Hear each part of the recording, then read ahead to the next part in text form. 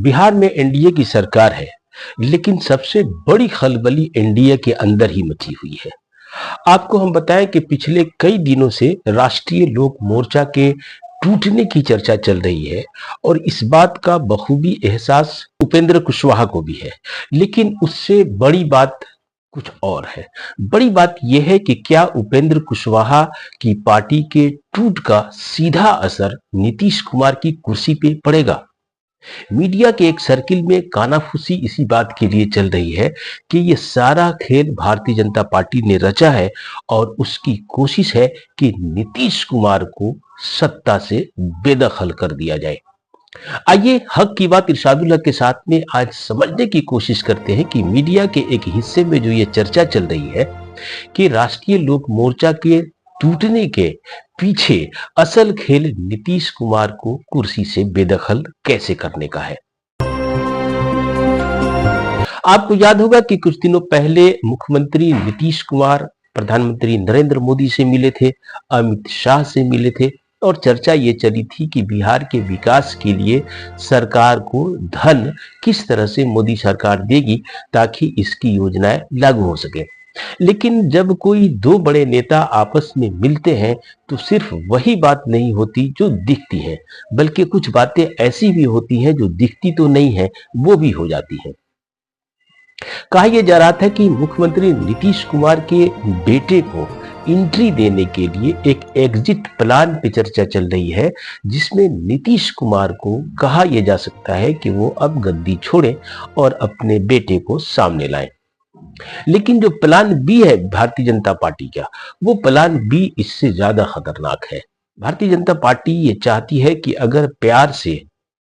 पुचकार करके नीतीश कुमार नहीं मानते हैं तो उन्हें सत्ता से बेदखल किया जा सकता है। तो इसके लिए क्या यह संभव है कि माइनस नीतीश कुमार की पार्टी भारतीय जनता पार्टी का कोई मुख्यमंत्री बन जाए और नीतीश कुमार को किनारे लगा दिया जाए। लेकिन जब ये बात होगी तो एक बात की चर्चा और होती है कि केंद्र में नरेंद्र मोदी की सरकार नीतीश कुमार के सहारे ठहरी है, लेकिन यह संभव नहीं है। लेकिन आपको यह भी याद होगा कि पिछले 6 से 7 महीने से लगातार ये चर्चा चल रही है कि नीतीश कुमार के जो 15-16 एमपी हैं वह भारतीय जनता पार्टी के दो बड़े नेता नरेंद्र मोदी और अमित शाह के मुरीद हो चुके हैं और वो तैयार बैठे हैं, जैसे ही इस तरह की कोई जरूरत पड़ेगी तो इनके अधिकतर नेता भारतीय जनता पार्टी के साथ हो सकते हैं। ऐसे में अब बिहार का खेल समझने की जरूरत है। बिहार का खेल यह है कि 243 विधानसभा सदस्यों वाली असेंबली में सरकार बनाने के लिए न्यूनतम 122 सदस्यों की जरूरत है और अगर आप देखें तो 89 सीटों पर भारतीय जनता पार्टी जीत हासिल कर चुकी थी। 89 सीटों पर भारतीय जनता पार्टी का कब्जा है। 19 सीटों पर लोक जनशक्ति पार्टी आर यानी कि रामविलास की पार्टी का कब्जा है और इसी तरह 5 सीटों पर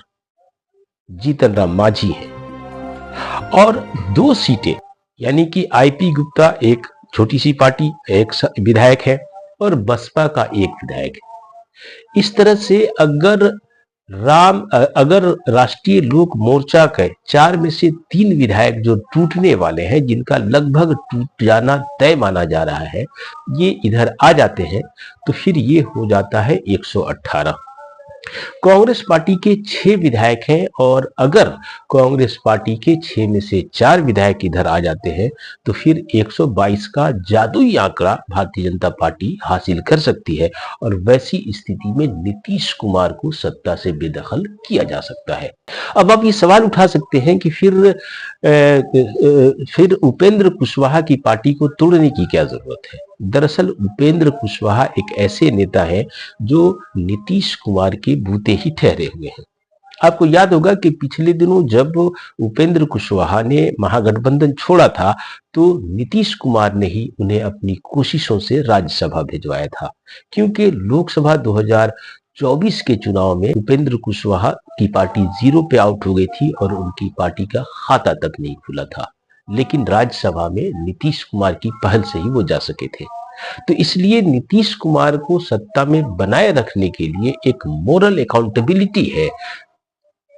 उपेंद्र कुशवाहा की, तो ऐसी सूरत में उपेंद्र कुशवाहा की पार्टी में के 4 में से 3 विधायक यानी कि आलोक कुमार, रामेश्वर महतो और माधव आनंद जो बगावत कर चुके हैं, सिर्फ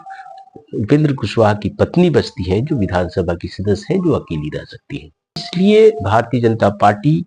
ने ये पूरा खेल रचा है कि कैसे एक प्लान बी है जो नीतीश कुमार को सत्ता से बेदखल करने के लिए प्रयास कर रही है।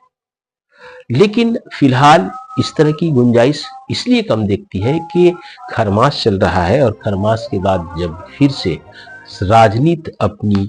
चरम बिंदु पे पहुंचेगी तो वैसी सूरत में कुछ भी होना संभव है।